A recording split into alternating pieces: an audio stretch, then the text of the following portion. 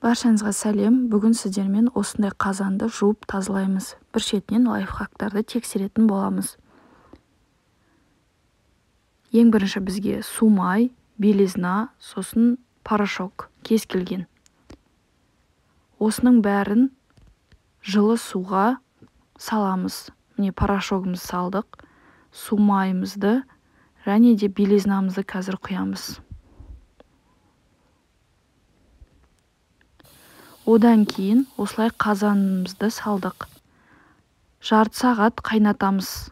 Қайнағаннан кейін жарты сағат есептейсіздер. Міне жай губканың өзімен осылай кетіп жатыр.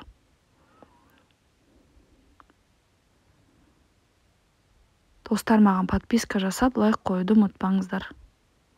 Менің видеомды жоғалтып алмас үшін. Міне қазанның өзін алып шықтық. Әдейі сіздермен вилкамен көрсетіп жатырмын. Оңай пышақтың көмегінсіз кетеді.